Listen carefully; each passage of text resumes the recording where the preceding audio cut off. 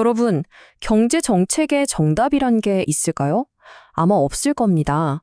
그래서 오늘은요, 정부와 중앙은행이 늘 머리를 싸매고 고민하는 6가지 핵심 딜레마를 한번 제대로 파헤쳐 보겠습니다. 찬성과 반대, 그 팽팽한 줄다리기 속으로 지금 바로 들어가 보시죠. 경제가 휘청거릴 때마다 이런 논쟁 많이 들어보셨죠? 뉴스를 틀면 전문가들이 나와서 저마다 다른 처방을 내놓잖아요. 그 이유가 뭘까요? 아주 간단합니다. 경제정책이라는 게 무슨 수학 공식처럼 딱 떨어지는 게 아니거든요. 오히려 여전히 아주 치열한 논쟁이 벌어지고 있는, 뭐랄까, 전쟁터 같은 곳이죠.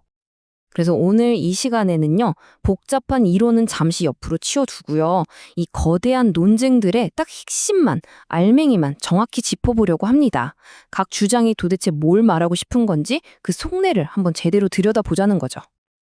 자, 오늘 이야기는 크게 세 부분으로 나누어서 진행해 볼게요. 첫 번째는 경제에 붙은 급한 불을 끄는 방법, 두 번째는 돈과 물가를 어떻게 관리할 것인가, 그리고 마지막으로는 나라의 미래 살림을 어떻게 계획할 것인가, 이 순서로 살펴보겠습니다.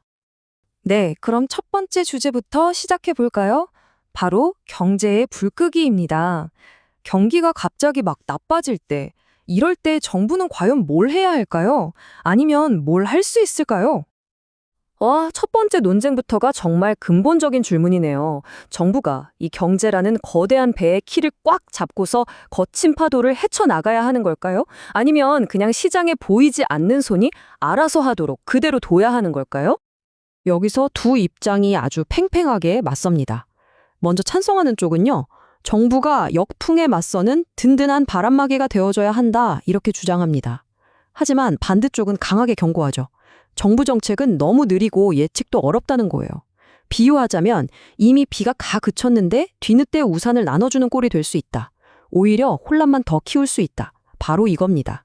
좋아요. 그럼 정부가 일단 나서기로 했다고 쳐봅시다. 그럼 이제 어떤 카드를 써야 할까요? 정부가 직접 돈을 풀어서 시장에 활력을 불어넣어야 할까요? 아니면 세금을 깎아줘서 기업이나 가게가 알아서 돈을 쓰게 만들어야 할까요? 바로 이게 두 번째 논쟁의 핵심입니다. 정부 지출을 늘리자는 쪽의 논리는 아주 간단 명료합니다. 정부가 쓰는 돈은 한 푼 한 푼이 곧바로 경제 전체의 수요가 되니까 효과가 확실하다는 거죠. 반면에 감세를 주장하는 쪽은 좀 더 큰 그림을 봅니다. 세금 감면은 당장 사람들 지갑을 두둑하게 해줄 뿐만 아니라 기업들이 한번 투자해볼까 하는 의욕을 자극해서 경제의 근본 체력, 그러니까 공급 능력을 키우는 효과까지 있다는 거죠. 자, 이제 파트 2로 넘어가 보겠습니다. 이번 주제는 돈과 물가 관리하기. 이제 무대는 정부에서 경제의 심장이라고 할 수 있는 곳, 바로 중앙은행으로 옮겨집니다. 여러분, 중앙은행은 어떤 연주자여야 할까요? 정해진 악보대로만 정확하게 연주하는 오케스트라 지휘자여야 할까요? 아니면 그날의 분위기에 맞춰서 즉흥 연주를 선보이는 천재 재즈 연주자여야 할까요? 바로 이겁니다. 엄격한 규칙이냐, 아니면 유연한 재량이냐, 아주 흥미로운 논쟁이죠. 먼저 규칙을 중시하는 쪽은 유혹을 가장 걱정합니다. 예를 들어 선거 같은 정치적인 이벤트가 있을 때 중앙은행이 여기에 휘둘릴 수 있다는 거죠. 한번 무너진 신뢰는 회복하기 어렵다는 겁니다. 반면에 재량을 중시하는 쪽은 이렇게 말합니다. 만약 2008년 금융위기처럼 정말 상상도 못한 위기가 닥쳤을 때 규칙이 그래 하면서 손 놓고 있으면 다 같이 망하는 거 아니냐고요. 이럴 때 필요한 건 바로 유연함이다. 이게 이들의 무기인 거죠. 이 규칙을 지지하는 사람들이 내세우는 아주 강력한 무기가 바로 시간 비일관성이라는 개념이에요. 말이 조금 어렵죠? 아주 쉽게 말하면 약속을 어기고 싶은 유혹입니다. 중앙은행이 우리 무슨 일이 있어도 물가 잡겠습니다 하고 큰 소리를 쳐놨는데 막상 경기가 안 좋아지면 슬그머니 그 약속을 깨고 돈을 풀고 싶어지는 그런 마음, 바로 그걸 말하는 겁니다. 자, 네 번째 논쟁으로 가보겠습니다. 바로 물가, 인플레이션 문제입니다. 중앙은행은 과연 완벽한 숫자, 인플레이션율 0%라는 이 성배를 향해서 모든 힘을 쏟아부어야 할까요? 0%를 달성해야 한다고 주장하는 쪽은 이렇게 말해요. 한 번의 고통으로 영원한 물가 안정을 얻자. 하지만 반대쪽은 바로 그 지점에서 묻습니다.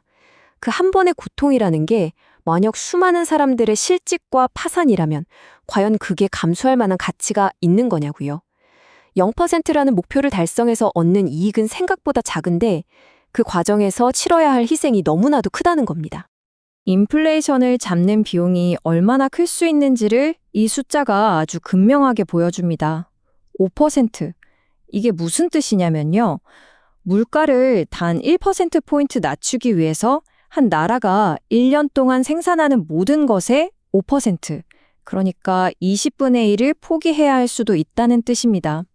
정말 어마어마한 대가죠. 이 표가 왜 약간의 인플레이션이 경제의 윤활유 같은 역할을 할 수 있는지를 아주 잘 보여주는데요. 자, 한번 보시죠. 먼저 왼쪽 시나리오, 인플레이션이 0%인 상황이에요. 이때 회사가 실질 임금을 3% 깎으려면 직원 월급을 말 그대로 3% 삭감해야 합니다. 당연히 엄청난 저항에 부딪히겠죠. 자, 그런데 오른쪽을 한번 보세요. 인플레이션이 4%인 상황입니다. 이때는 월급을 1% 올려주기만 해도 물가가 4% 올랐으니까 실제로는 실질 임금이 3% 깎인 셈이 되는 거죠. 어때요? 겉으로는 임금이 올랐지만 실제로는 임금 삭감의 효과를 훨씬 부드럽게 만들어낼 수 있는 겁니다. 자, 이제 마지막 파트로 넘어가 보겠습니다. 미래를 위한 계획입니다. 이제는 시야를 좀 더 넓혀서 국가의 100년 지대계를 둘러싼 논쟁들을 한번 살펴보겠습니다. 나랏빛 문제. 이건 정말 언제나 뜨거운 감자죠. 국가는 우리 가정처럼 버는 만큼만 쓰는 균형 예산을 철칙으로 지켜야 할까요? 아니면 더 나은 미래를 위해서라면 빚을 내는 것도 현명한 선택이 될 수 있을까요? 균형 예산을 찬성하는 쪽은 미래 세대를 가장 먼저 걱정합니다. 지금 우리가 편하자고 쓴 빚을 결국 우리 아이들이 갚아야 한다는 거죠. 하지만 반대편에서는 그건 문제를 너무 과장하는 거라고 말합니다. 당장 빚을 줄이겠다고 교육이나 사회 기반 시설 투자를 줄이는 건 오히려 미래 세대의 성장 가능성을 빼앗는 더 나쁜 선택이 될 수 있다는 거예요. 중요한 건 빚의 절대적인 액수가 아니라 우리 경제가 그걸 감당할 능력이 있느냐, 바로 이 점이라는 겁니다. 네, 드디어 마지막 6번째 논쟁입니다. 세금이라는 아주 강력한 도구를 사용해서 사람들이 저축을 더 많이 하도록 유도해야 할까요? 그리고 그게 과연 우리 사회 전체에 이로운 일일까요? 저축을 장려하자는 쪽은 이렇게 말합니다. 저축이야말로 경제성장의 씨앗이니까 세금을 깎아줘서라도 키워야 한다고요. 예를 들면 버는 돈, 즉 소득에 세금을 매기는 게 아니라 쓰는 돈, 즉 소비에만 세금을 매기자는 아이디어 같은 거죠. 하지만 반대쪽은 바로 그 지점에서 날카롭게 반박합니다. 그거 결국 돈 쓸 일 별로 없는 부자들 세금만 깎아주는 부자 감세 아니냐고요? 그럴 바에야 차라리 정부가 빚부터 줄이는 게 그게 바로 국민 전체의 저축을 늘리는 훨씬 더 공평하고 효과적인 방법이라고 맞서는 겁니다. 자, 이렇게 오늘 6가지의 아주 치열한 논쟁들을 모두 살펴봤습니다. 정신 없으셨죠? 이제 이 모든 논쟁들이 오늘날 우리에게 왜 중요한지 그 의미를 정리해 볼 시간입니다. 결국 오늘 우리가 본 건 끊임없는 선택의 문제입니다. 경제 안정을 위해 지금 당장 행동할까? 아니면 좀 기다려볼까? 경기 침체에 맞서 돈을 쓸까? 세금을 깎을까? 중앙은행은 정해진 규칙을 따라야 할까? 재량에 맡겨야 할까? 보시는 것처럼 이 질문들 중에 쉬운 건 정말 단 하나도 없습니다. 경제학에 이런 유명한 말이 있죠. 세상에 공짜 점심은 없다. 오늘 우리가 나눈 모든 이야기를 이 한 문장이 설명해 주는 것 같습니다.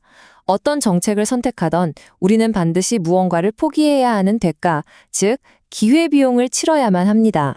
모든 정책에는 밝은 면과 어두운 면이 함께 있습니다. 오늘 우리는 그 양면을 모두 들여다봤습니다. 이제 이 질문은 더 이상 경제학자들만의 숙제가 아닙니다. 안정과 성장, 현재와 미래라는 저울 위에서 여러분은 어떤 경제에서 살고 싶으신가요? 그 트레이드오프를 이해하는 것에서부터 우리의 선택은 시작됩니다.